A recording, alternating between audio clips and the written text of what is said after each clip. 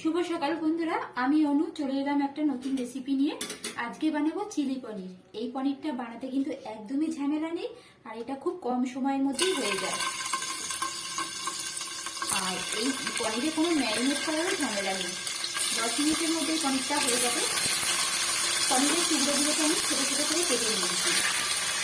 কেটে নিয়ে এটাকে আমি একটু হালকা করে ভেজে নেব। হালকা করে ভাজা হয়ে গেলে তারপর আমি এটাকে তুলে নেব। পনিরের টুকরোগুলো হালকা করে ভাজা হয়ে গেছে, এগুলোকে আমি এখন তুলে নেব। আর পনিরকে বেশি ভাজলে সেগুলো শক্ত হয়ে যায়, তাই পনিরটাকে আমি এখন তুলে নেব।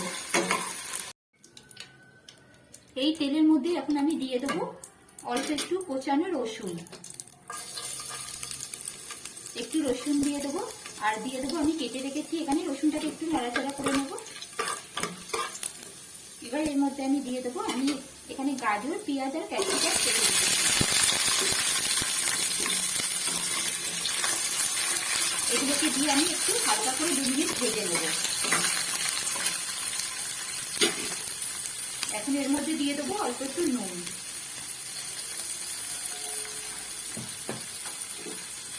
দিয়ে একটু হালকা করে ভাজা করে নেব। বেশি তো ভাজবো না, যাতে এটা নরমও হবে না আবার শক্তও থাকবে না। এরকম করে ভাজবো আমরা। এটা 1 মিনিট 1.5 মিনিটের মতো আমি লো ফ্লেমে ভেজে নিলাম। এবার এর মধ্যে আমি দিয়ে দেবো একটু গোলমরিচ।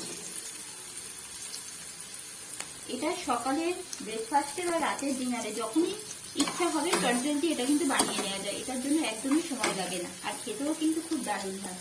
আর দিয়ে দিলাম কতগুলো কাঁচা লঙ্কা ছিঁড়ে রেখেছিলাম, ওগুলোকে দিয়ে দিলাম। এর মধ্যে আমি এখন দেবো একটু সস, 1 চামচে টমেটো সস। আমার যেহেতু পনিরটা অনেক কম আছে তাই আমি অল্প করে দিচ্ছি।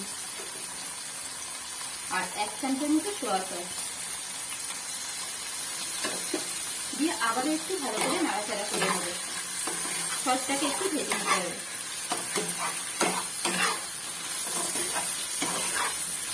এইভাবে একটু ভেজে নেব।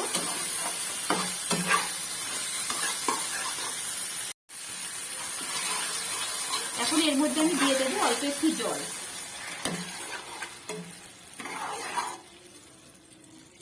অল্প জল দিলাম, দিয়ে একটু ভালো করে ফুটিয়ে নেব।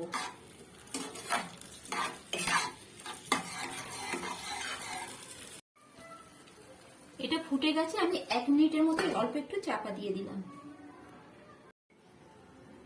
1 মিনিট হয়ে গেছে, আমি ঢাকাটা খুলে ফেললাম।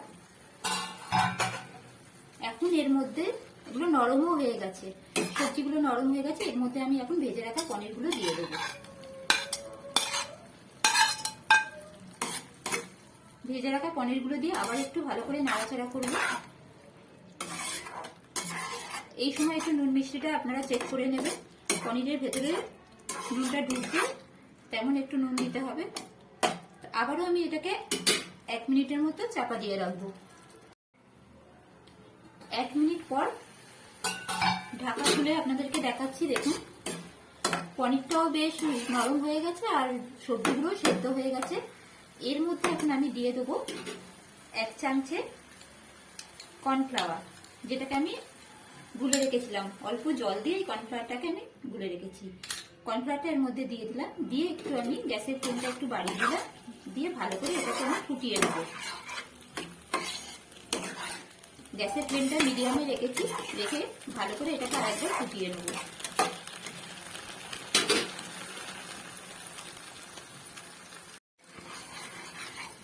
দেখুন এখন একেবারেই মাখা মাখা হয়ে গেছে, আর একেবারেই রেডি হয়ে গেছে আমাদের আজকে এই চিলি পনির। একেবারে 10 মিনিটের কম সময়ের মধ্যে হয়ে যায়। কোনো ঝামেলা নেই, কোনো সমস্যা নেই। যখনই খেতে ইচ্ছা করবে ডিনারে বা ব্রেকফাস্টে 10 মিনিটের মধ্যে এটা বানিয়ে ফেলবেন। খেতেও খুব সুন্দর হয়, আর দেখতে তো দেখতেই পাচ্ছেন কত সুন্দর হয়েছে। তা হয়ে গেল আজকের আমার চিলি পনির। তো এখন চলুন আমি সকালে ব্রেকফাস্টটা রেডি করে নিই। আজকের ব্রেকফাস্টে আছে গরম গরম রুটি, আর তার সাথে গরম গরম চিলি পনির। এই পনিরটা রুটি, পরোটা, লুচি সব কিছুর সঙ্গে কিন্তু খেতে দারুণ লাগে। আর দেখতেই তো পেলেন খুব কম সময়ের মধ্যে এটা হয়ে যায়। তো আজকের আমার এই পনির রেসিপিটা আপনাদের কেমন লাগলো অবশ্যই জানাবেন, আর ভালো থাকবেন, সুস্থ থাকবেন।